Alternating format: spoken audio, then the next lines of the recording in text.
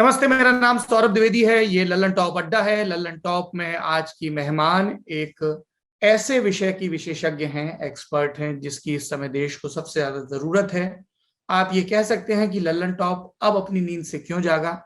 ये अर्ध सत्य है। ये बात सही है कि हम लगातार हेल्थ और एजुकेशन की फील्ड से जुड़े विशेषज्ञों से पॉलिसी इश्यूज पर खासतौर पर बात नहीं कर रहे थे। हालांकि रंगरूट प्रोग्राम के जरिए हम एजुकेशन से जुड़े मुद्दों को लगातार उठा रहे हैं और सेहत प्रोग्राम के जरिए हेल्थ से जुड़े मुद्दों को।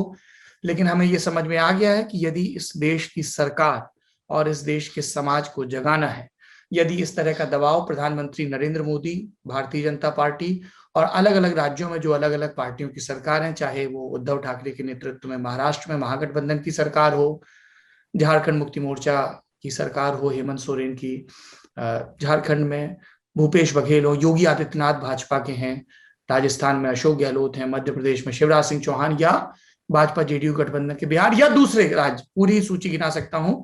उन्हें लगातार इस बात के लिए पत्रकारों को और समाज को पुश करना होगा कि पॉलिसी के लेवल पर ट्रांसपेरेंसी आए, पॉलिसी के लेवल पर लगातार काम हो और उसमें विशेषज्ञों की मदद ली जाए बिना किसी अहंकार को पाले। इसलिए लल्लन टॉप अड्डा में भविष्य में आपको लगातार पॉलिसी से रिलेटेड मेहमान देखते रहेंगे और हम कोशिश करेंगे कि अलग से भी इस पर एक प्रोग्रामिंग डेवलप की जाए। अब आज के मेहमान का परिचय करवा देते हैं। डॉक्टर मोनिका लांबा सैनी हमारे साथ हैं और बड़ा लंबा, बड़ा धांसू सीवी है भाई साहब इनका। MD, PhD, physician, scientist with more than 15 years of experience in medicine research, pathology. After working in several hospitals in India, USA and Belgium, अभी डॉक्टर मोनिका प्रिंसिपल इन्वेस्टिगेटर हैं फॉर सेल कार्टा बेल्जियम में, और बहुत सारी इनको grant मिली हैं, बहुत सारे इंटरनेशनल ऑर्गेनाइजेशन से जुड़ी हैं, बहुत सारे मेडिकल जर्नल में पब्लिश हुई हैं, बहुत सारी कॉन्फ्रेंसेस में बोलने गई हैं। So thank you so much doctor Monika Lamba, आपने अपना समय दिया लल्लन टॉप को। Should we start ma'am? बिल्कुल। नमस्कार सौरभ जी। ये मेरा बहुत ही मैं बोलूंगी कि लक बहुत अच्छा है कि मुझे आपसे बात करने का ये मौका मिला है, और आपके थ्रू अगर मैं लल्लन टॉप के दर्शकों को और अपने होमलैंड भारत के दर्शकों के साथ बात कर सकूं, अपने जो विचार हैं उनके सामने पेश कर सकूं, तो मैं अपने आप को बहुत सौभाग्यशाली मानूंगी। Very kind of you ma'am. सबसे पहले हम बात करते हैं वैक्सीनेशन की, क्योंकि ये देखने में आ रहा है कि भारत वैक्सीन डिप्लोमेसी के फेर में तो पड़ा, लेकिन भारत का अपना वैक्सीनेशन प्रोग्राम फिलहाल बहुत फॉल्टी नजर आ रहा है। मैं 2 डॉक्टर्स राउंड टेबल कर चुका हूं। जो वल्नरेबल वर्ग है उनको कैटेगराइज किया गया 45 प्लस, उसके पहले 60 प्लस, लेकिन अभी देखा जा रहा है कि जो सबसे ज्यादा हॉस्पिटलाइजेशन हो रहा है या जिनकी वजह सबसे ज्यादा स्प्रेड हो रहा है, जो 18 to 40 वाला ग्रुप है, उनको अब 1 मई से वैक्सीनेशन शुरू होगा। वैक्सीन की शॉर्टेज है। एक तरफ प्रधानमंत्री नरेंद्र मोदी टीका उत्सव मनाने की बात कर रहे हैं, लेकिन उसी टीका उत्सव के डेटा की बात करें तो उससे पहले जितना वैक्सीनेशन हो रहा था उसमें भी दर में कमी आई है। कई सेंटर्स ने अलग अलग स्टेट के ये रिपोर्ट किया कि वैक्सीन में कमी है। सेंटर ने जवाब दिया कि आप वैक्सीन ठीक से मैनेज नहीं कर रहे हैं, आदि इत्यादि। आपके हिसाब से डॉक्टर मोनिका, भारत में जो वैक्सीनेशन की ड्राइव, अगर हम दूसरे देशों से तुलना करें, कहाँ कमी रह गई, कहाँ हमें सुधार करना चाहिए भविष्य में? देखिए, जहां तक वैक्सीनेशन की बात है, क्योंकि हमें इस महामारी से 2 तरीके से डील करना पड़ेगा। जिस तरीके के नंबर्स और फिगर्स अभी हम देख रहे हैं कि जो भारत से आ रहे हैं, तो उसे हमें 2 तरीके से डील करना पड़ेगा। एक तो इमीडिएट स्ट्रैटेजी है आपकी। मैं वैक्सीनेशन के बारे में भी बात करूंगी, पर जो हम अगर जो नंबर्स आ रहे हैं और जिस तरीके की हमें अभी मृत्यु दर देखने में मिल रही है या इन्फेक्टिविटी की दर भी जो भारत में देखने को मिल रही है, एक तो हो गई आपकी इमीडिएट स्ट्रैटेजी, जिसमें आपको जो आपका हेल्थ इंफ्रास्ट्रक्चर है, वो ऑक्सीजन हो या बेड्स हो या दवाइयों की सप्लाई है, वो बहुत दृढ़ करनी पड़ेगी। वो आपको बहुत ही उसके लिए आपको बहुत जिसको हम कहते हैं we have to have very aggressive measures for that. तो वो आपको बहुत जल्दी ही उस पर हमें काम करना चाहिए। और दूसरा एक बहुत इंपॉर्टेंट चीज है कि जो चेन ऑफ ट्रांसमिशन है उसे हमें बहुत जल्दी रोकना पड़ेगा, क्योंकि जो भारत में अभी सुपर स्प्रेडर इवेंट्स हुए हैं, जैसे कि आप इलेक्शन रैलीज ले लीजिए या और रिलीजियस कुंभ हुआ या दूसरे अजमेर शरीफ में मिले हुए, बिल्कुल, ये सब जितने अभी रिलीजियस ओकेजन्स हुए हैं या इलेक्शन रैलीज हुई हैं, इससे क्या हो गया है, सुपर स्प्रेडर इवेंट्स हो गए हैं। और उसमें प्रॉब्लम ये हो गई है कि इससे इन्फेक्टिविटी की दर तो बढ़ी ही है, और इतने लोगों का जब हुजूम एक जगह इकट्ठा जब होता है तो वहां पे जिस जल्दी से ये वायरस अलग अलग लोगों में फैलता है तो उससे म्यूटेशन होने का बहुत चांस बढ़ जाता है। तो ये सुपर स्प्रेडर इवेंट्स सिर्फ सुपर स्प्रेडर इसमें नहीं होता है कि आपका इन्फेक्टिविटी बहुत बढ़ रही है, साथ में म्यूटेशन भी बहुत बढ़ता है। थोड़ा डॉक्टर मुल्लिका अगर आप इसको समझा सकें कि इस तरह के भीड़ भाड़ वाली जगहों से म्यूटेशन कैसे बढ़ता है। देखिए जैसे भी जैसे हमें ये तो बिल्कुल अब सबको पता चल गया है कि ये जो वायरस है इसको भीड़ बहुत अच्छी लगती है जी। वायरस को भीड़ से बहुत प्यार है और ये चाहता है कि जितने लोग इकट्ठा एक जगह पर हो सके। तो ये वायरस जब आप देखते हैं कि बहुत लोगों में बहुत एक जगह पर बहुत सारे लोग अगर इकट्ठा हैं तो बहुत जल्दी फैलता है और बहुत जल्दी रेप्लिकेट होता है। तो जब ये रेप्लिकेट होता है और सेल में जब जाता है और जिसे हम कहते हैं कि रेप्लिकेट होता है तो उसके अलग अलग तरीके के रूप और प्रतिरूप बनते हैं।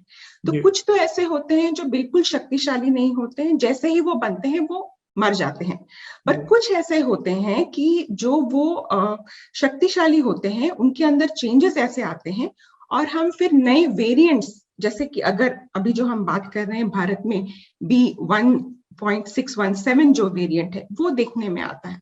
तो इस तरीके के वेरिएंट्स भी ये सुपर स्प्रेडर इवेंट से बहुत जल्दी निकलते हैं। इसीलिए आप देख रहे हैं कि ये जो जितने वेरिएंट्स हम देख रहे हैं कोरोना वायरस के, ये उन देशों से आ रहे हैं जहाँ की पॉपुलेशन ज्यादा है। आप ब्राजील की बात कर लें या भारत की बात कर लें या पहले जब चाइना से भी निकला था तो यूके से भी जो हम देख रहे हैं कि निकल रहा है। तो ये जो इन्फेक्टिविटी की दर है इसे भी हमें बहुत जल्दी रोकना पड़ेगा ताकि हमारा जो हेल्थ इंफ्रास्ट्रक्चर है उस पर बहुत लोड एकदम से ना पड़े। तो इसके लिए हमें मुझे पता है कल ही प्रधानमंत्री ने कहा है कि हमें इतने लॉकडाउन के लिए नहीं उन्होंने बात की है अभी, लेकिन हमें जहाँ पे भी इन्फेक्टिविटी की रेट बहुत ज्यादा है वहां पे कंटेनमेंट जोन्स बनाने पड़ेंगे। हाँ, वो प्रधानमंत्री ने भी कहा है कि माइक्रो कंटेनमेंट जोन बनाए, लेकिन अगेन माइक्रो कंटेनमेंट जोन के लिए आपको बहुत सारे टेस्ट करने होंगे और अभी तो रेगुलर टेस्ट ही नहीं कर पा रहे हैं हम लोग। बिल्कुल बिल्कुल। तो वो उसके बिना आप नहीं इन्फेक्टिविटी कंट्रोल कर सकते हैं और वो जब तक कंटेनमेंट जोन नहीं बनेंगे और इन्फेक्टिविटी नहीं कंट्रोल होगी तो हेल्थ इंफ्रास्ट्रक्चर जो है, जो कि ऑलरेडी भारत का अभी बहुत ओवरलोडेड है, तो उसके कारण उस पर तो काफी परेशानी होने ही वाली है हम। जी। दूसरी आपने एक्चुअली बात शुरू की थी वैक्सीनेशन के ऊपर से। तो वैक्सीनेशन की जो स्ट्रैटेजी हम देख रहे हैं कि आपने कहा कि कहाँ कमियां हुई और कहाँ हम उसे आगे अच्छी तरीके से ले जा सकते हैं। तो जहां कमियों की बात है, देखिए सौरभ जी, पिछले साल जून जुलाई में ही हमें समझ आ गया था कि इस जो बीमारी में, ये महामारी जो कि पूरी ह्यूमैनिटी को ग्रसित करी हुई है, इसका एग्जिट स्ट्रैटेजी एक ही है कि इसको वैक्सीनेशन करना पड़ेगा। और भारत में करीबन हम देखें तो 138-140 करोड़ की पॉपुलेशन है, जिसमें से कम 100 करोड़ की पॉपुलेशन डेफिनेटली 18 साल के ऊपर की है। तो ये हमें सरकार को पहले से ही पता था कि अगर 100 करोड़ की पॉपुलेशन आपकी ऑलरेडी जिसपे वैक्सीन लगनी चाहिए और वैक्सीन की 2 डोजेस लगेंगी तो 200 करोड़ डोज तो हमें हिसाब बिल्कुल सीधा था कि ये तो हमें चाहिए ही चाहिए। तो उसके लिए उस तरीके का इंफ्रास्ट्रक्चर क्रिएट करना बहुत इंपॉर्टेंट था।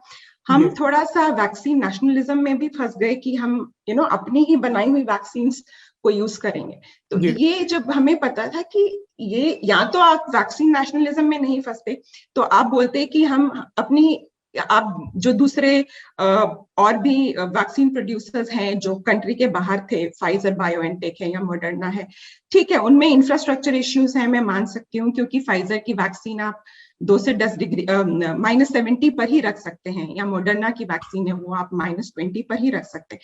मैं मानती हूँ कि उस तरीके के इंफ्रास्ट्रक्चर और लॉजिस्टिक इश्यूज थे, पर उसके अलावा भी और वैक्सीन थी। स्पुतनिक है, जॉनसन है वैक्सीन, जो कि अमूमन रेगुलर टेम्परेचर पर जो कि दूसरी वैक्सीन रखी जाती हैं, तो उन सबको ये ऑर्डर्स आपने पहले ही प्लेस कर देने थे, जो अभी जस्ट आई थिंक हफ्ता भर पहले या कुछ ऑर्डर्स प्लेस हुए, ऑर्डर्स प्लेस हुए, उनको अभी अलाउ किया है कि वो दिखाने के लिए और स्पीडी ट्रायल और ट्रायल के लिए। तो अभी क्या है कि उनके पास ऑलरेडी यूएस के भी, ईयू के भी, यूरोपियन यूनियन के भी ऑलरेडी ऑर्डर्स आए हैं, तो उनके एक प्रोडक्शन कैपेसिटी सबकी उतनी लिमिटेड है। तो हमें पहले से ही ये जो फॉरेन कंपनीज थी जो ये बना रही थी, उनको डेफिनेटली इन्वॉल्व करना चाहिए था मेरे ख्याल से।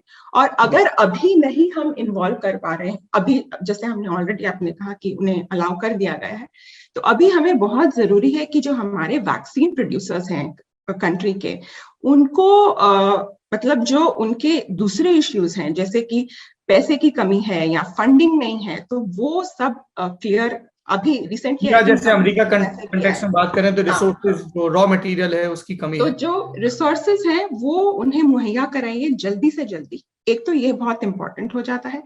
दूसरा ऐसा है कि भारत में ऐसी और भी कंपनीज हैं जो सीरम इंस्टीट्यूट ऑफ इंडिया है या भारत बायोटेक के अलावा भी, जिनके पास ठीक है वैक्सीन प्रोड्यूस करने का लाइसेंस नहीं है, पर उनके पास और दूसरे चैनल्स या फैसिलिटीज देने का प्रावधान उनके पास है।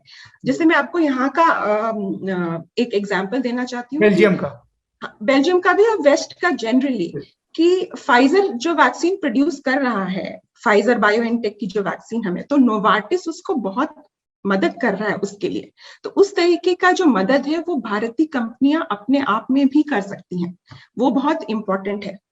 दूसरा मेरे ख्याल से अभी हमें, क्योंकि मैं जैसे देख रही हूँ कि जो प्रश्न आ रहे हैं सोशल मीडिया पर, कुछ मेरे भी फ्रेंड्स हैं या रिलेटिव्स हैं जो कांटेक्ट करते हैं मुझे, कि अभी जिस तरह की अभी अनाउंसमेंट हो गई है कि 1 मई से सबको वैक्सीन 18 साल से ऊपर से सबको वैक्सीन दे दी जाएंगी।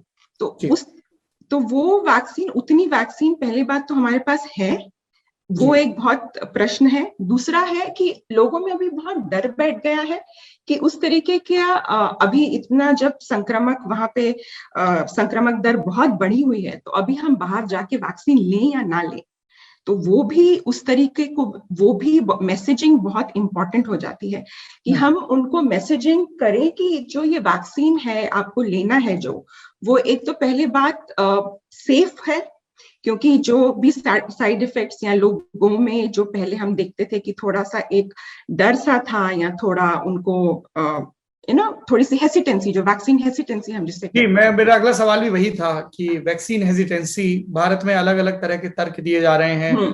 लोग, सरकारों का भी ये कहना है कि फर्स्ट डोज के लिए जितने लोग आए, सेकंड डोज के लिए लोग नहीं आ रहे हैं, या फर्स्ट डोज के लिए इनफैक्ट हेल्थ वर्कर्स में भी वो हेसिटेंसी देखी जा रही है। जबकि बिल्कुल अगर आप पुलिस फोर्स या आर्मी देखें, जहां पे ऑलमोस्ट 100% वैक्सीनेशन हो गया है, तो वहां बहुत ही पॉजिटिव रिजल्ट देखने को मिले। राइट। क्या वजह लग रही है आपको इस वैक्सीन हेसिटेंसी की? वैक्सीन हेसिटेंसी की देखिए, थोड़ी सी इसमें हमें 2 चीजों को देखना पड़ेगा। एक तो ये है कि हमारी मैसेजिंग उतनी क्लियर नहीं हुई है हमारी। जब हमने जनवरी में वैक्सीनेशन शुरू भी किया था, तो वो जो वैक्सीन का जो मैसेजिंग होना चाहिए वो उतना, मेरे ख्याल से उतना दृढ़ और उतना अच्छा रहा नहीं। और लोगों की वो जो हेसिटेंसी थी और जो थोड़ा सा उनको इसके खिलाफ सोच रहे थे और जो साइड इफेक्ट्स के बारे में वो बात कर रहे थे, तो वो सब काफी दिन मैं देखती रही कि उस बारे में वो बात करते रहे। लेकिन इसके लिए पीछे मेरे ख्याल से कारण एक तो ये भी है कि हमारे जो टिपिकली व्हाट्सएप यूनिवर्सिटीज या जो व्हाट अबाउट री चलती है भारत में, वो उसके लिए काफी रिस्पॉन्सिबल है। थोड़ा सा मैं ये भी कहूंगी कि हमारे जो देश में जो साइंटिफिक टेम्परामेंट है, वो थोड़ा सा मुझे लगता है कि हमें उसको ज्यादा बढ़ावा देने की जरूरत है। जो क्वैक्स है या जो आपके मोहल्ले या आसपास में लोग हैं जो कि सुनी सुनाई बातों पर उसको ऐसा हो गया या उसको ऐसा हो गया, तो वो जो बात है वो सुनने की बजाय जो ये जो वैक्सीन्स हैं जो कि 3 चरणों के ट्रायल के बाद हर कंट्री के रेगुलेटर के पास जाती हैं, और रेगुलेटर जब अप्रूव करता है उनका सेफ्टी देखकर, उनका एफिकेसी देखकर, उसके बाद ही अप्रूव होती है और उसके बाद ही आपके पास पहुंचती है। तो ये बहुत इंपॉर्टेंट है कि लोगों को बताया जाए कि वैक्सीन सेफ है। जो आपने साइड इफेक्ट्स या एडवर्स इफेक्ट्स देखे हैं उनकी दर बहुत कम है, और जिसे हम अंग्रेजी में कहते हैं the benefits definitely outweigh the risks. तो जाइए प्लीज, मेरी हाथ जोड़ के मैं सबसे निवेदन करती हूँ कि जिसको भी मौका मिलता है वैक्सीन लगवाइए। और मैं सरकार से निवेदन करूंगी कि जो हम कह रहे हैं कि वैक्सीन आपने अनाउंस तो किया है कि आप वैक्सीन देंगे 18 साल से ऊपर सबको, लेकिन वो वैक्सीन के लिए एक सेफ स्पेस क्रिएट करें। इसके लिए मैं यहाँ का भी उदाहरण दे सकती हूँ, क्योंकि यहाँ पे सेकेंड वेव थर्ड वेव भी हम देख चुके हैं, तो हमें उससे भी थोड़ा सीखना पड़ेगा, क्योंकि वेस्ट का जो ग्राफ रहा है कंपेयर टू इंडिया, थोड़ा सा इन्फेक्शन के मामले में हम आगे ही चल रहे थे, और उसके 2-3 महीने बाद ही फिर इंडिया में हम देखते हैं कि सेकेंड वेव आ रही है या दूसरी तरीके के चेंजेस हो रहे हैं। तो यहाँ पे सेफ जोन्स बनाए गए हैं फॉर वैक्सीनेशन सेंटर्स।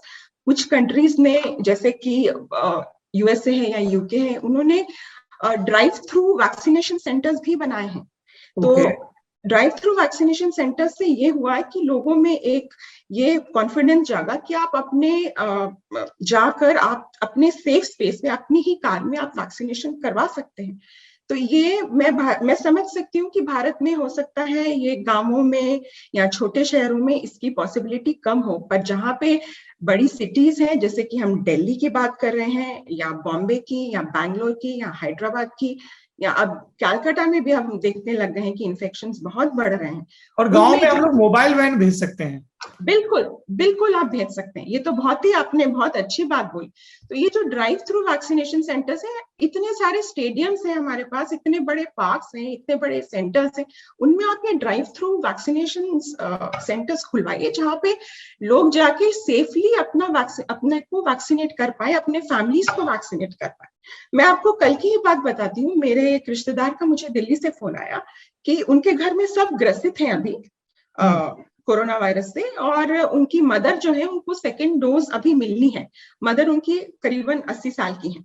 तो बिकॉज अभी इतना संक्रमण फैला हुआ है और वो खुद भी ग्रसित हैं और खुद भी उनकी तबीयत ठीक नहीं है, तो वो इस सब से घबरा रहे थे कि मैं आगे कैसे जाकर अपनी माँ को वैक्सीनेट करवाऊं। तो ये सब मेरे ख्याल से, क्योंकि इंडिया के पास उस तरीके का मैन पावर है और लॉजिस्टिक्स भी है जिसको हम इसे इस्तेमाल किया जा सकता है, बशर्ते हम इस चीज को पहले एक्नॉलेज कर रहे हैं कि ये कितनी ग्रेव सिचुएशन है। बिल्कुल बिल्कुल, हेल्थ इमरजेंसी, और हमें अपने सारे रिसोर्सेज लगाने होंगे। मतलब बिल्कुल बिल्कुल ये महामारी, और इसकी सौरभ जी जैसे हम देख रहे हैं कि इसकी एग्जिट स्ट्रेटेजी वही है, क्योंकि हम देखते हैं कि यूएस में, यूके में आपने भी इसके बारे में मेरे ख्याल से कार्यक्रम भी किया है। नवंबर में जब उन्हें, अक्टूबर नवंबर में जब उनके पास वो नया वेरिएंट आया जिसका संक्रमण दर काफी ज्यादा थी, करीबन 60 से 70% ज्यादा थी जब हम वुहान वायरस से कंपेयर करें, तो उन्होंने जैसे ही वैक्सीन को रेगुलेटरी अप्रूवल दिया, उन्होंने जिसे हम इंग्लिश में कहते हैं वॉर फुटिंग पे वैक्सीनेशन शुरू किया। तो इतना, और इसीलिए आज की डेट पे यूके में जो मृत्यु दर है वो, जो कि काफी ज्यादा थी तब, आज डबल डिजिट्स में है। करीबन 20 लोग मर रहे हैं यूके में पर डे आज, और उन्होंने उसको वैक्सीनेशन से ही डील किया है। और इतना उनका वैक्सीनेशन स्ट्रैटेजी इतना अच्छा रहा है कि करीबन 50% जो उनकी पॉपुलेशन है 18 साल से ऊपर की, उन्हें पहली एक डोज तो मिल ही चुकी है, और करीबन 30% पॉपुलेशन पूरी वैक्सीनेटेड है। यूएस का भी काफी अच्छा रिकॉर्ड रहा, और इजराइल के बारे में तो आप सभी को पता है, पर डेफिनेटली उनकी पॉपुलेशन काफी कम रही है, तो हम उनसे उतना नहीं कंपेयर कर पाएंगे भारत को। पर ये यूएस है या ये सब जो देश हैं जिनमें पॉपुलेशन है, तो आई थिंक सबसे अच्छी जो एग्जिट स्ट्रैटेजी है इस महामारी से बाहर निकलने के लिए, वो डेफिनेटली वैक्सीनेशन ही है। डॉक्टर मोनिका, एक सवाल हमारे दर्शकों ने काफी पूछा है वैक्सीन से ही जुड़ा हुआ, कि फर्ज करिए कोई कैंसर पेशेंट है, या कोई दूसरी दिक्कतें, या कोई प्रेग्नेंट वगैरह है, या कोई थायराइड की दवा ले रहा है, ऐसे बहुत सारे, तो वैक्सीन उन्हें लेनी चाहिए या नहीं लेनी चाहिए? क्यों गाइड, मतलब हम और भी एक्सपर्ट से बात करेंगे, लेकिन आप इस बारे में कुछ जानकारी दे सकें। देखिए, पहले ये जो वैक्सीन का ट्रायल किया गया है, ये जितनी भी वैक्सीन आप बात कर लें, फाइजर बायोएनटेक है या मॉडर्ना की वैक्सीन है या एस्ट्राजेनेका की वैक्सीन है, तो ये बेसिकली हेल्दी वॉलंटियर्स में ट्राई की गई, इनमें इनका ट्रायल हुआ है। तो पहले हमारा ये कहना था कि प्रेग्नेंट विमेन में हम ये वैक्सीन नहीं देंगे, पर अभी रिसेंटली जो यूरोपियन मेडिकल अथॉरिटीज है उन्होंने कहा है कि प्रेग्नेंट विमेन में भी ये वैक्सीन सेफ मानी गई है और आप दे सकते हैं। अच्छा, जहां तक कैंसर पेशेंट्स की बात है, मेरे ख्याल से, क्योंकि मैं कैंसर रिलेटेड फील्ड में भी काम करती हूँ, तो अभी तक हमें ये डेटा नहीं आया है कि ये कैंसर रिलेटेड कैंसर के जो पेशेंट्स हैं उन पे दी जा सकती है। तो उसके लिए अभी हमें डेटा और आएगा, जब तक उसके बाद ही हम इस बारे में बात कर सकते हैं। कई लोगों को ये भी मिथ है कि रिप्रोडक्टिविटी पे असर पड़ेगा वैक्सीन लेने से, ये मिथ बहुत ज्यादा है। नहीं, इस पर कोई भी असर आपका नहीं पड़ेगा। आपकी बच्चा पैदा करने की क्षमता प्रभावित नहीं होगी? बिल्कुल भी नहीं। इस तरीके के मिथ्स जो हैं, जो जहां से भी आप पढ़ रहे हैं, जहां से भी आपको इस तरीके की न्यूज आ रही है, प्लीज मेरी आप सबसे दरख्वास्त है कि क्रेडिबल साइट्स पर जाइए, क्रेडिबल इंफॉर्मेशन लीजिए। और ये जो व्हाट्सएप का जो चलन है भारत में, जिससे कि बहुत तरीके के मैसेजेस आते हैं जिनका कोई साइंटिफिक तथ्य नहीं होता है, उसके पीछे मत जाइए। अभी जो हमारा जो प्रेजेंट सिचुएशन हमारे देश की है, इससे हमें आगे भी सीखना है कि हमें अपना साइंटिफिक टेम्परामेंट, साइंटिफिक इंफ्रास्ट्रक्चर, और जो कि आगे आने वाली जो हमारी जनरेशन है उसको हम ये व्हाट अबाउटरी में ना लगाएं, उसको हम साइंटिफिक एजुकेशन में लगाएं, उन्हें सही दिशा दें। और उन्हें ये जो क्वैकरी में हम जाते हैं कि इसने ये बोल दिया या उस बाबा जी ने ये बोल दिया, या जो दवाएं ऐसे ही बिना कोई ट्रायल्स के भारत में मिल रही हैं, उस चक्कर में बिल्कुल मत पड़िए, बिल्कुल मत पड़िए। ये जो वैक्सीन हैं ये आपके पास जो आ रही हैं, बहुत ट्रायल्स में, बहुत हजारों की संख्या में लोगों पे ट्रायल होके उसका अब तो हमें फार्माकोविजिलेंस डेटा भी आने लग गया है, तो ये डेफिनेटली सेफ है। अगला सवाल मेरा, आपने उस दिशा में बात शुरू ही कर दी। वैक्सीन को लेके कॉमन मिथ्स क्या हैं? आपको क्या सुनने में आ रहे हैं? आप अलग अलग स्टेक होल्डर से बात कर रही हैं, देख रही हैं। देखिए, बीच में तो हमें, इनफैक्ट मैंने एक न्यूज चैनल और है उनसे भी बात की थी कि उनका बीच में जो एस्ट्राजेनेका की वैक्सीन है, क्योंकि इंडिया में वो कोविशील्ड के नाम से जानी जा रही थी, तो कोविशील्ड के नाम से जो वैक्सीन इंडिया में जानी जाती है और जो एस्ट्राजेनेका ऑक्सफोर्ड के कोलैबोरेशन से बनी है, तो उसमें थोड़ा सा लोगों को हेसिटेंसी थी कि ब्लड जो क्लॉटिंग का जो समस्या दिख रहे थे लोग, तो वो थोड़ा सा मेरे ख्याल से उन्होंने इस बारे में भी लोगों के कुछ प्रश्न मेरे पास आए थे। तो तब भी यहाँ पर यूरोप में स्पेशली, क्योंकि एस्ट्राजेनेका की वैक्सीन यूरोप और यूके में दी जा रही है, तो यहाँ पे जितनी भी स्टडीज हुई, कुछ कंट्रीज ने उस टाइम पे थोड़े समय के लिए इस पे रोक भी लगाई थी, तो इस देखने के लिए कि इस तरीके के जो थ्रोम्बोसिस है या जो क्लॉटिंग के इंसिडेंट्स लोग हमें बता रहे थे कि क्लॉटिंग से भी ज्यादा मैं बोलूंगी कि जो थ्रोम्बोसिस के इंसिडेंट्स है कि प्लेटलेट काउंट आपका कम हो गया और थ्रोम्बस बन रहा है, तो उसके जो इंसिडेंट्स हैं वो यहाँ पे डेफिनेटली पाए गए। पर मैं आपको ये भी बताना चाहती हूँ कि पूरा स्टडीज और रिसर्च के बाद ये पता चला कि इस तरीके का इंसिडेंट 1 in 1 million केसेस आया है, क्योंकि EMA ने जो यूरोपियन मेडिकल अथॉरिटी है 10 दिन पहले जो डेटा निकाला, देखा कि इस तरीके का केस 1 in 1 million है, और जो इससे रिलेटेड जो डेथ हुई है वो 1 in 4 million है। तो उस तरीके का जो है, आप इस तरीके आप वैक्सीन लेने के बाद अगर आपको लगता है कि कोई आपको तकलीफ हो रही है, तो आपका जो डॉक्टर हैं या जो आप जिनके पास आप गए थे, तो उनसे आप इस बारे में बात कर सकते हैं और इसे मैनेज किया जा सकता है। तो ऐसी बात नहीं है कि इसे मैनेज नहीं किया जा सकता है।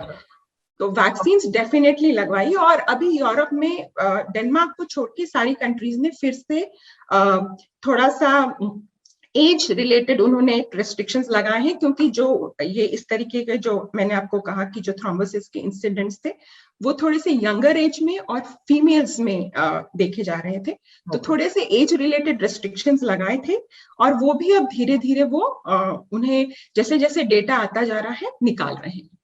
अच्छा, ये बताइए, कोविड ट्रीटमेंट के इर्द गिर्द किस तरह के मिथ्स सामने आ रहे हैं? देखिए, कोविड ट्रीटमेंट के इर्द गिर्द तो हमें काफी सारे मिथ्स एक्चुअली देखने को मिल रहे हैं, बहुत सारे।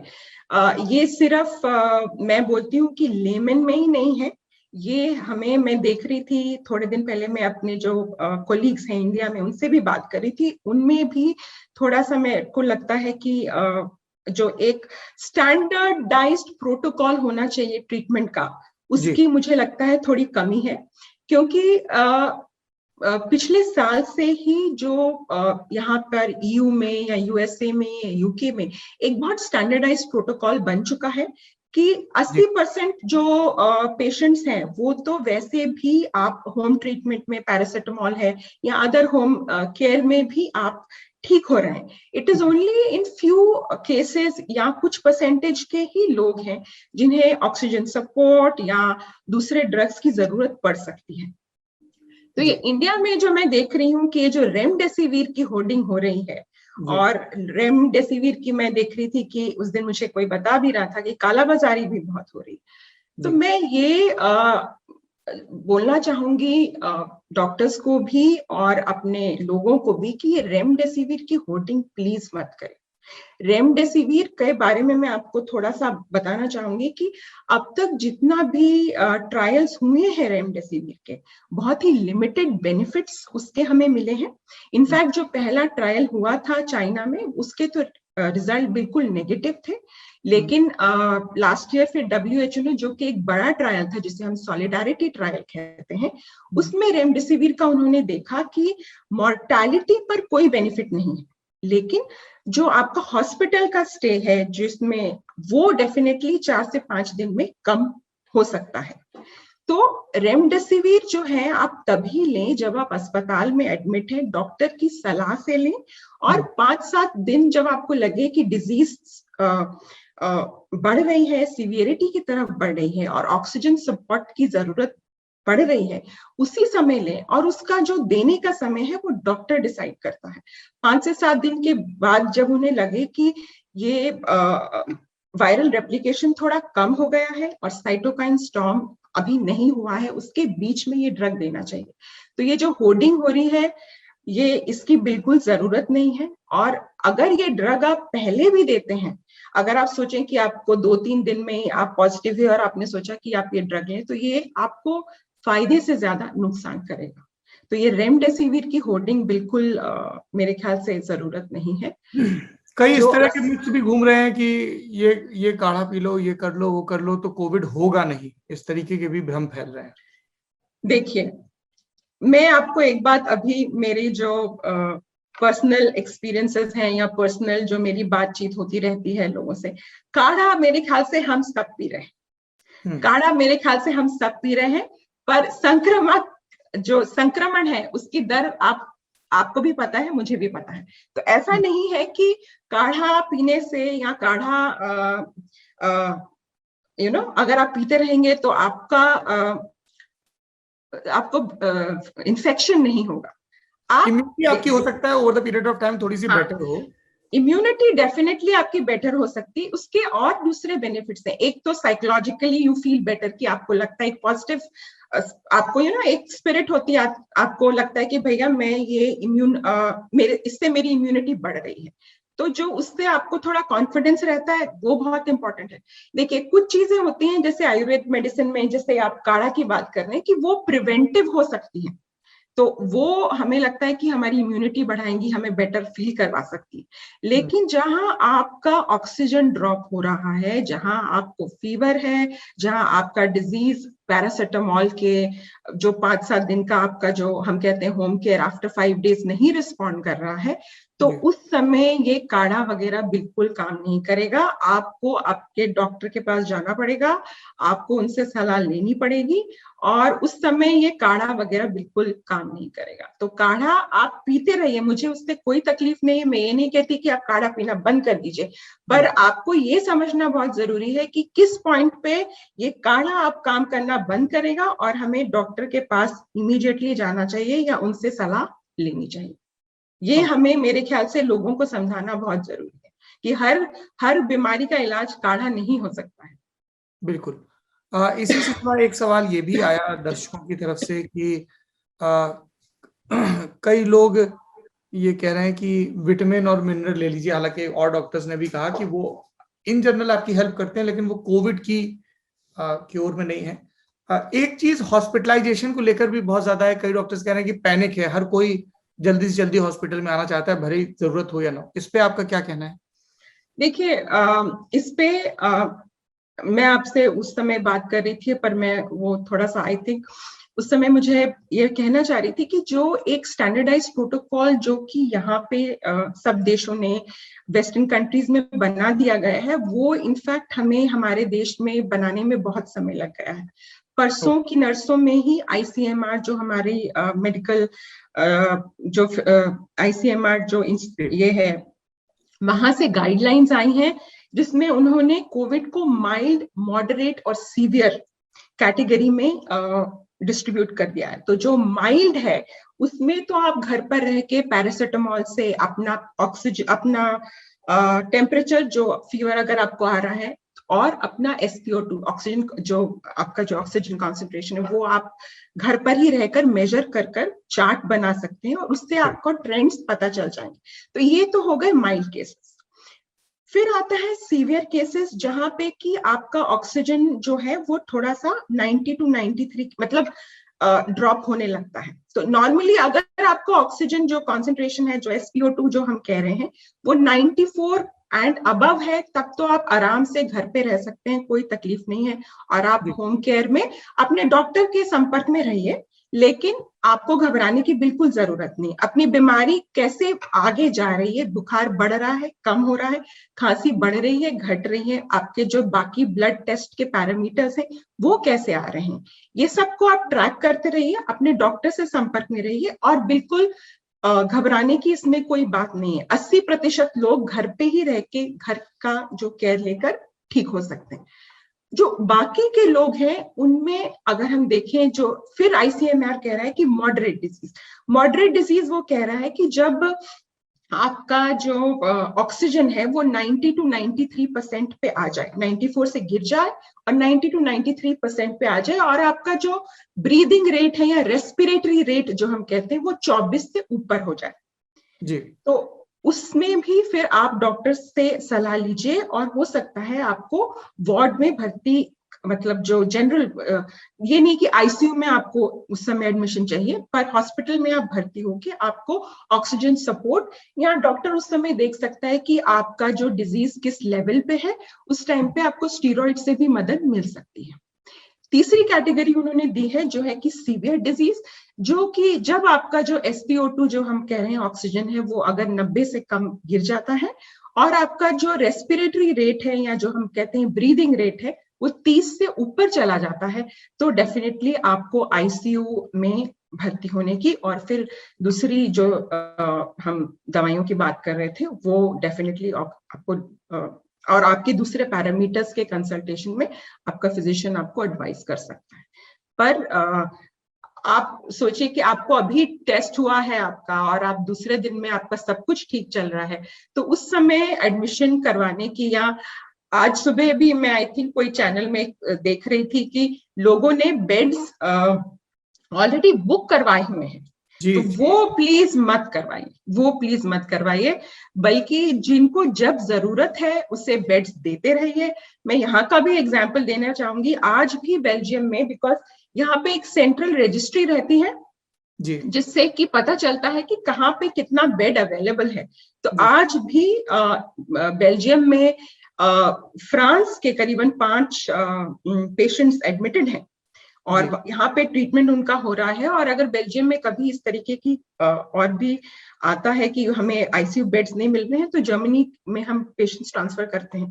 तो अभी जो ये हॉस्पिटल बेड्स हैं या ऑक्सीजन है, इसमें राजनीति मत करिए, इसमें राजनीति मत करिए। आप इसमें जितना आप लोग हम सब सम्मिलित होकर एक दूसरे की मदद कर सकते हैं, तो ही हम इस महामारी से बाहर निकल पाएंगे। अच्छा, अब मैं थोड़ा सा पॉलिसी इशू पर आना चाहता हूं कि आपको क्या लगता है इंडिया की कोविड पॉलिसी को एक एक्सपर्ट के तौर पर आप कैसे मापेंगी, जो इंडिया की सेंट्रल गवर्नमेंट की पॉलिसी रही है कोविड की स्थिति को लेकर, और अभी जैसी कंडीशन है, ऑक्सीजन की मारामारी, दवाइयों की कालाबाजारी?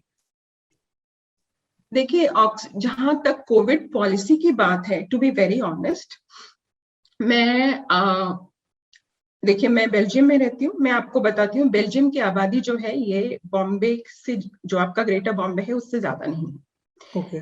तो एक जो पूरी कमेटी यहाँ पे बैठती है, जिसमें कि प्राइम मिनिस्टर है हमारे, उनके जो और सहयोगी हैं, साथ में एक वायरोलॉजिस्ट, एक एपिडेमियोलॉजिस्ट, एक पब्लिक हेल्थ ऑफिशियल, वो सब बैठते हैं।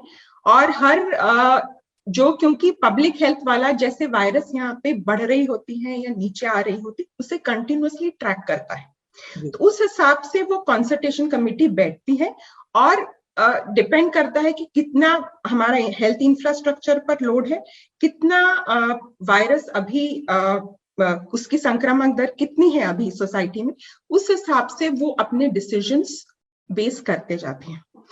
तो जो हमने इंडिया का जो कोविड टास्क फोर्स बनाया था जी, पिछले साल उस कमेटी का गठन हुआ था, मेरे ख्याल से फरवरी और मार्च में, जब हमारे देश में ये संक्रामक दर इस कोरोना वायरस की बढ़ती गई और जिसमें हमने सुपर स्प्रेडर इवेंट्स भी अलाउ कर दिए, तो वो डेफिनेटली पॉलिसी का मेरे ख्याल से कि एक मैं बोलूंगी कि हमारे उसमें बहुत कमी रह गई, उसमें बहुत कमी रह गई है।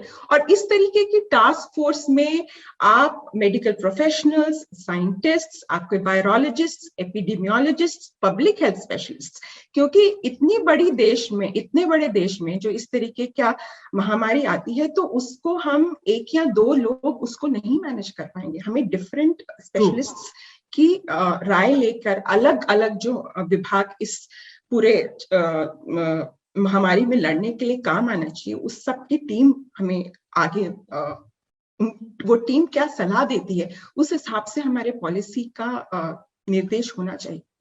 मेरा ऐसा मानना है, क्योंकि जो वो मैं देख रही हूँ इंडियन टास्क फोर्स जो है, मुझे और आपको, क्योंकि हम देखते रहते हैं, दूसरे लोगों को मुझे नहीं लगता उनमें कौन है उनका नाम भी पता है। तो इस तरीके का जो टास्क फोर्स हमने बनाया है, तो उनकी सलाह भी हमें लेनी चाहिए, और वो क्या देख रहे हैं कि किस तरीके का वायरस इवॉल्व हो रहा है कंट्री में। क्योंकि फरवरी एंड में और मार्च के बिगिनिंग में हम देख रहे थे कि वायरस जो है वो अपना रूप बदल रहा है, और संक्रमण दर जो भारत से आ रही है वो बहुत बढ़ी हुई आ रही है। तो इस तरीके का टास्क फोर्स या इस तरीके की एक पूरी कमिटी जो कि बैठे, सलाह करे और उसके बाद डिसीजन ले, क्योंकि हमारा जो ये पॉलिसी जो अब तक रही है, वो डाउजिंग द फायर नहीं होना चाहिए। हमेशा थोड़ी सी प्रिपेयर्डनेस जो होती है कि हमें उस एक विजन की आगे ये एक्सपेक्ट हो सके। मतलब देखिए, सारी दुनिया में सेकेंड वेव आई, तो भारत में हमने ये सोच लिया कि ये सेकेंड वेव तो आएगी नहीं, ऐसा तो बिल्कुल हमने गलत इसको आंका। तो उसका आकलन कि ये वायरस कैसी हो रही है और उसकी प्रिपेयर्डनेस, क्या हमारा हेल्थ इंफ्रास्ट्रक्चर इतनी सारी फिर से जो पेशेंट्स आएंगे उसका लोड ले पाएगा, क्या हमारे पास उतना ऑक्सीजन है, क्योंकि ऑक्सीजन प्लांट्स को भी जो मंजूरी दी गई, जितनी मंजूरी दी गई और जितने एक्चुअली आज कार्यरत है उसमें बहुत फर्क है। क्या वो नहीं लाल फीताशाही का शिकार है जी। हाँ जी, आप कुछ बोल रहे थे? मैंने कहा बने ही नहीं, रेड टेपिज्म के शिकार है, जितने बनने चाहिए बिल्कुल नहीं बने। तो करीबन मेरे ख्याल से 162 की कुछ मैं पढ़ रही थी नंबर्स को दिया गया था, जिसमें से 30 या 35 ही कार्यरत हैं, और वो भी अपने फुल कैपेसिटी पे उनका प्रोडक्शन नहीं हो रहा है। तो इसलिए ये सब जो है हमें थोड़ी प्रिपेयर्डनेस दिखानी पड़ेगी। उसी तरह जो हम आगे वैक्सीनेशन का जो प्रोग्राम अभी हम जो आप बात कर रहे थे कि that would be our exit strategy, तो उसके लिए भी हमें जो प्राइवेट प्लेयर्स हैं उनको थोड़ा सा और पैसा, रिसोर्सेस प्रोवाइड करवाइए, सेफ जोन्स क्रिएट करिए, और मैसेजिंग अपनी बहुत स्ट्रांग रखिए कि ये वैक्सीन ही आपको इस महामारी से बाहर ले जा सकती है। और इसके बहुत बड़े एग्जांपल्स हैं यूके और यूएसए। जो एक चीज और मिसिंग रही वो है टेस्टिंग और ट्रेसिंग, उसमें भी हम थोड़े ढीले पड़ गए। बिल्कुल मेरे ख्याल से टेस्टिंग और ट्रेसिंग का भी जो हमारा रहा है, स्पेशली मैंने देखा कि जनवरी और फरवरी में जब हमने सोचा कि वायरस पे हमने शायद काबू पा ही लिया है, और हमने अपना जो कोविड अप्रोप्रिएट बिहेवियर भी थोड़ा सा हटा लिया उस टाइम पर थोड़ा हम ढीले हो गए। मैं देख रही थी यहाँ पे सरकार के साथ साथ सोसाइटी ने भी लापरवाही दिखाई। बिल्कुल, क्योंकि ये दोनों ही, ये जो महामारी अभी इतनी बढ़ गई है और संक्रामक और मृत्यु दर इतनी हम देखने आ रहे, तो इसमें सरकार और सोसाइटी दोनों का ही मैं बोलूंगी कि रोल रहा है। क्योंकि लोगों को भी जब मैसेजिंग नहीं मिली, जब उन्होंने देखा कि कुंभ भी हो रहा है और इलेक्शन रैलीज भी हो रही हैं, तो इधर शादियां और पार्टीज भी शुरू हो गई थी। तो कोविड अप्रोप्रिएट बिहेवियर जो है वो डेफिनेटली थोड़ा सा हमने नहीं देखा। और मास्किंग जो है या फिजिकल डिस्टेंसिंग है, मास्क का बहुत बहुत इंपॉर्टेंट रोल है। हमेशा से ही हम देख रहे हैं कि कोविड के लिए बहुत इंपॉर्टेंट रोल है। और अब हम देख रहे हैं कि जैसे जैसे वायरस म्यूटेट हो रहा है, वो अपना, जिसे कहते हैं ना, virus has upped its game, so we also have to up our game. तो आप पहले एक मास्क पहनते थे, आप हो सकता है कि अगर आपको किसी बाहर में जाना है तो आप अब 2 मास्क लगाइए। उसमें से अगर आप अफोर्ड कर सकते हैं तो एक क्लॉथ मास्क आप लगाइए, एक सर्जिकल मास्क लगाइए। तो सीडीसी की जो नई रिकमेंडेशंस आई हैं वो ये कहती हैं कि for better protection with for the new variants, ये जरूरी हो गया है कि आप भी अपना गेम और अपने मास्क बढ़ाइए। अगर आप नहीं अफोर्ड कर सकते हैं तो 2 क्लॉथ मास्क लगाइए, और अगर आप अफोर्ड कर सकते हैं तो 1 क्लॉथ मास्क, 1 सर्जिकल मास्क लगाइए। और अगर आप N95 मास्क अफोर्ड कर सकते हैं या लगा सकते हैं तो बहुत अच्छी बात है। तो ये भी, मास्किंग का भी हमें बहुत ज्यादा इंपॉर्टेंट जरूरी मैसेजिंग होनी चाहिए कि मास्क आपका नाक और मुंह पूरा कवर करे। जो मैं देखती हूँ भारत में मास्क होता भी है तो चिन पर लटका हुआ है, वो उससे हमें वायरस को कोई प्रोटेक्शन वो नहीं देगा। कॉन्टैक्ट ट्रेसिंग और टेस्टिंग, और फिर ट्रेसिंग एंड टेस्टिंग बहुत इंपॉर्टेंट रहा है। स्पेशली हमने देखा कि जब ये महामारी शुरू हुई थी, जो countries like Taiwan and all, जिन्होंने पहले सार्स और मर्स के टाइम पे जो कॉन्टैक्ट ट्रेसिंग और टेस्टिंग की फैसिलिटीज ऑलरेडी, जिनके पास इनका इंफ्रास्ट्रक्चर था, उससे उनको बहुत फायदा मिला। तो ये कॉन्टैक्ट ट्रेसिंग और टेस्टिंग का जो इंफ्रास्ट्रक्चर ताइवान के पास था, उसी तरीके का जो इंफ्रास्ट्रक्चर हम भी डेवलप कर सकते हैं। क्योंकि उस समय जब सारी दुनिया इससे लड़ रही थी कि इसे हम कैसे करें, कॉन्टैक्ट ट्रेसिंग कैसे करें, टेस्टिंग करें, तो I think Taiwan was a very good example कि उनके पास ऑलरेडी सार्स और मर्स के कारण ये इंफ्रास्ट्रक्चर पहले से ही मौजूद था, और उन्होंने उसका immediately they could use that. Doctor Monika, मेरे पास 2 सवाल और हैं आपसे पूछने के लिए। पहला, मतलब सवाल तो बहुत सारे हैं पर अभी इस टाइम बाउंड उसमें बातचीत में, पहला सवाल ये है कि भारत की जो नरेंद्र मोदी सरकार है, केंद्र सरकार हमारी, और जो राज्य सरकारें हैं, उनको अब सारे जार्गन को छोड़कर, सारी लापरवाहियों को छोड़कर हेल्थ के सेक्टर पर काम करना चाहिए। मैं सिर्फ एक उम्मीद ही कर सकता हूं नागरिक के तौर पर कि वो करें, और एक जर्नलिस्ट के तौर पर आई इंश्योर कि जो भी उसके प्रेशर बिल्डिंग और जनता की जागरूकता की जरूरत है वो करें। आपको अगर एक एक्सपर्ट के तौर पर सलाह देनी हो तो कहां से शुरुआत होनी चाहिए भारत के हेल्थ सिस्टम को दुरुस्त करने की? क्योंकि जिसको बहुत ठेठ लहजे में कहें तो रायता पूरा फैला हुआ है, बहुत चौपट है, कहां से शुरू करें? देखिए, जहां पर भारत के हेल्थ सिस्टम की बात होती है तो हम देखते हैं कि जो बेसिकली जो भारत में हेल्थ रिलेटेड डिसीजंस जो हैं वो तो सेंटर ले रहा है, लेकिन जो एग्जीक्यूट करने की उसकी जिम्मेदारी आती है वो राज्य पर आ रही है।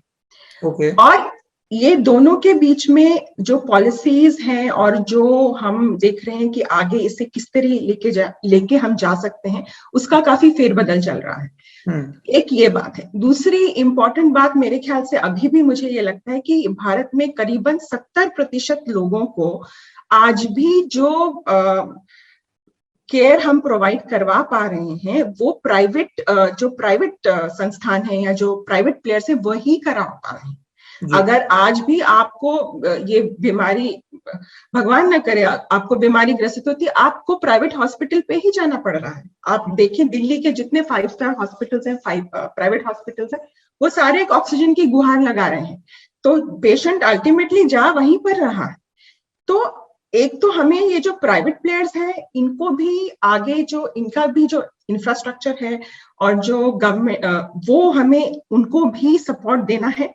उनको हम सिर्फ रेगुलेशंस और सिर्फ टैक्सेस और सिर्फ जो उन पर जो हम प्रतिबंधन लगाना चाहते हैं, प्रतिबंधन आप लगाइए, रेगुलेट आप कीजिए, पर उनको जब जरूरत है, उनको जब उनका इंफ्रास्ट्रक्चर हमें जब उसको ज्यादा स्ट्रेंथ देना है तो आप वो भी दीजिए। एक तो हमें प्राइवेट इंफ्रास्ट्रक्चर की पर इसमें डॉक्टर मोनिका एक सवाल ये आता है कि जो गरीब लोग हैं वो तो इन प्राइवेट जी, मैं उस पर ही, दूसरा मेरा वो ही था कि ये जितने भी हम विकसित देशों की बात करते हैं तो हम ये देखते हैं कि इन सबके ये तो जो मैंने आपको प्राइवेट इंफ्रास्ट्रक्चर की बात बताई, ये तो भारत का बहुत विशिष्ट के बारे में बात की है कि ये हमें अभी इमीडिएटली करना पड़ेगा क्योंकि अभी फिलहाल हमारे पास वही है। लेकिन जो आगे में हम, जैसे आपने कहा कि पॉलिसी चेंजेस के लिए आगे में हम इससे क्या सीख सकते हैं, तो मेरे ख्याल से तो जो हमारा इंफ्रास्ट्रक्चर, गवर्नमेंट जो इंफ्रास्ट्रक्चर जो कि पीएचसी लेवल से शुरू होता है, उसको स्ट्रेंथ देना, उसको बल देने का हमें बहुत ज्यादा जरूरत है, बहुत ज्यादा जरूरत है। मैं खुद एक ऐसे संस्थान से आती हूँ भारत में, जिसे हम Mahatma Gandhi institute of medical sciences, Sevagram में वो है, एक रूरल हॉस्पिटल है। तो उस तरीके के हॉस्पिटल्स भी जहाँ पे बहुत अच्छी केयर दी जाती है, उन हॉस्पिटल्स के में उसके अलावा भी जो हम पीएचसीज है हमारे, जो हमारा 3 टायर हेल्थ सिस्टम, हाँ एग्जैक्टली, प्राथमिक जो प्राइमरी हेल्थ सेंटर जो हम कहते हैं, तो वहां से बेसिकली उनको स्ट्रेंथनिंग से शुरू हो जाना चाहिए। तो वो लेकिन बहुत अभी फिलहाल एक लॉन्ग टर्म प्लान है। फिलहाल हमारे पास ये बहुत जरूरी है कि हम एक इमीडिएट स्ट्रैटेजी बनाए to give strength to the present infrastructure to deal with this crisis। पहली बात तो ये। दूसरा, अपना इन्फेक्शन कंटेन करें ताकि हेल्थ इंफ्रास्ट्रक्चर जो एग्जिस्टिंग है उस पर और लोड ना आए, क्योंकि वो ऑलरेडी बहुत ओवरलोडेड है।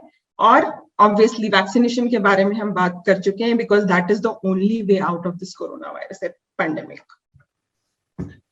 Alright doctor Monika, thank you so much, आपने इतना टाइम दिया, इतनी सारी इनलाइटनिंग बातें की, और मैं उम्मीद करता हूं कि दर्शक इन सब बातों को सुन के अपने लेवल पे जागरूक होंगे। और भी हमने राउंड टेबल्स किए हैं, वो भी देखेंगे डॉक्टर्स के साथ, ललन टॉप अड्डा विद डॉक्टर्स।